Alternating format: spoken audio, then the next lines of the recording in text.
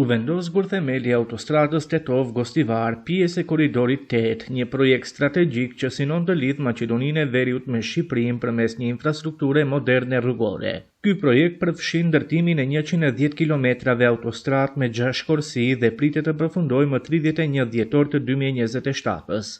Kryeministri Kristian Mickoski tha se me ndërtimin e kësaj autostrade bëhemi vend i cili do të jetë i lidhur drejt për drejt me të gjitha portet në këtë pjesë të Europës. Korridori 8 i cili lidh detin Jon dhe Adriatik me detin e Zi, korridori 10 që lidh Mesdheun me Europën qendrore në këtë pjesë të Europës, si dhe korridori 11 i cili kalon në fqinjin ton lindor, me një segment që do të lidh korridorin 10 me korridorin 11. Atëherë bëhemi vend i cili do të jetë i lidhur drejt për drejt me të gjitha portet në këtë pjesë të Europës dhe do të jemi një hallkë e rëndësishme asaj për të cilën foli edhe ambasadorja e SBA-ve Ageler, e ajo është një hallkë e rëndësishme e krahut jugor të aleancës më të madhe të njerëzimit, e ajo është NATO, tha Mickoski.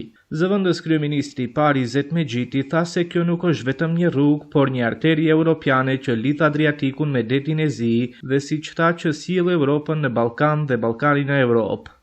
Po ndërtojmë rrugë për popullin tonë. Korridori 8 është më shumë se një rrugë.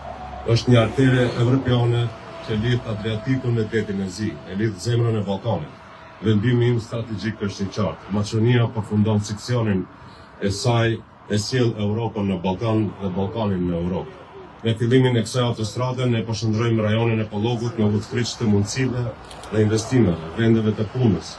Po shkurtojmë rrugën midis Shkupit, Ohrit dhe Strugës dhe po ofrojmë kufirin në qafton në çdo shtëpi tonë dhe çdo ide biznesi që pret treg. Po krijojmë mundësi që t'i kthejmë fëmijët në shtëpi. Në ceremoninë e hedhjes së zburthemelit për ndërtimin e kësaj autostrade mori pjesë edhe ambasadorja e SBA-s në Shkup Angela Ageler, e cila e vlerësoi këtë si një projekt të rëndësishëm strategjik